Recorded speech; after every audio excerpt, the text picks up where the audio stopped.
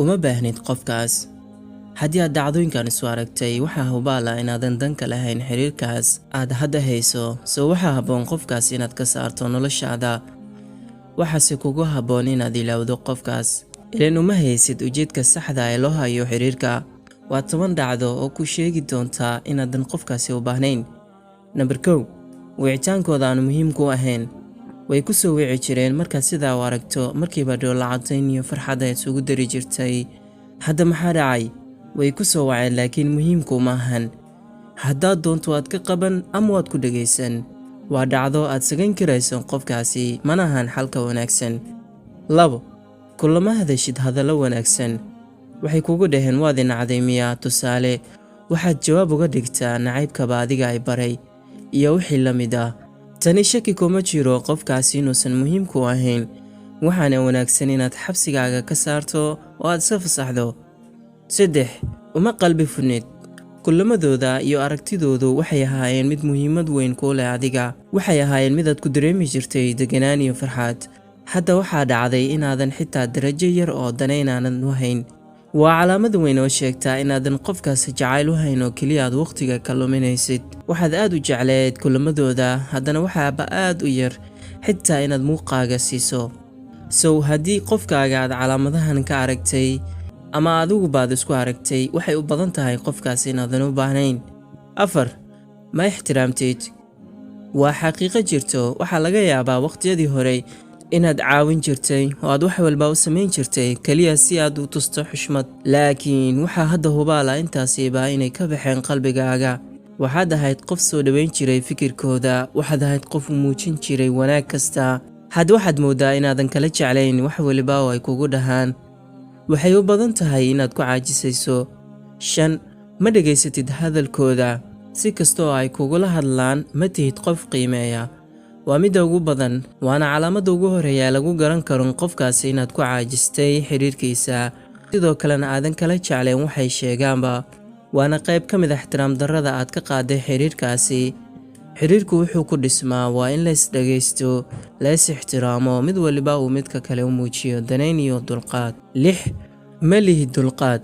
3 eray oo qaldan hadday israacaan, markiiba waxaad tahay qof ku xanaaqa, oo waxaad tahay qof aan kala jeclayn joogistooda iyo tegiddooda. waxaa xitaa macquul ah inaad ku jirto kool, taasina waa inaadan qofkaasi u baahnayn. waana midda sheegtaa inaadan jacaylba u hayn, waayo qofkaaga uma xanaaqaysid.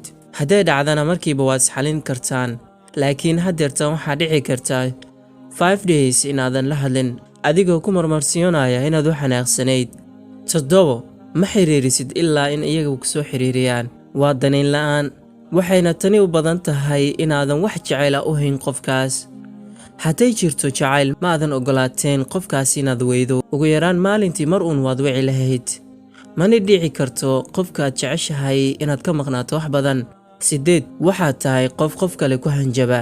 yacni marka ay hadallo yaryar idin dhex maraan oo aad kala yara xanaaqdaan, waxaad isku dayaysaa inaad ku hanjabto ka tegid iyo inaad ka raadsanayso qof kale.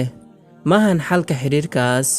taasi waxaa ka fiican inaad ku dhahdo xiriirkeena intaan kadib maaha mid sii jiri karo. waayo aad qof lugoyn kartaa, soo moogid waqtigu inuu aad qaali u yahay. adiga kadib waxaa laga yaabaa inay hantiyaan xiriiro qurxoon, kuna soo idlaada wadajir iyo guur qayr qaba, adigana aadan waxba u hayn. 9, si dhaqso ah jawaab uma siisid. waay tani waxay u dhici kartaa waa inaad mashquul tahay, ama qof kale ku mashquulsanow ama howlo kale ku jir, laakiin waxaa hubaala soo laabashadaada kadib inaadan jawaab siinin qofkaas. waxaa macquul ah 8 hour kadib inaad siiso jawaab, sorry baby, waa mashquulsanaa. taasi waa mid xanuun badan. waa marxalad niyadjab weyn ku abuuri karta qofkaas. hey bro, way ficnaan lahayd inaad tijaabiso oo sidaa lagugu sameeyo, kadibna aad ogaato qofkaas dareenka uu dareemayo. 10, waxaad u aragtaa inaysan qurxoonayn qofkaas. markii hore waxay ahaayeen kuwa kuu qurxoon, laakiin markaad aragtay natiijadooda misnaad ogaatay naftooda iyo noloshooda, waxaad bilowday inaad u aragto qofkaas midaan qurux badnayn ama mid liita. laakiin no, sidaad mooday ma ahan. shaydaanka oo keliya ayaa ku tusay qofkaasi inuusan qurux badnayn, laakiin hubaal markaad qofkaasi loosgaraysa ayaad ogaanaysaa qiimahooda iyo jacaylkooda. waxaase horey loo dhahay ibnu aadamku ma arkaan nimcada ay haystaan ilaa ay waayaan mooyaane.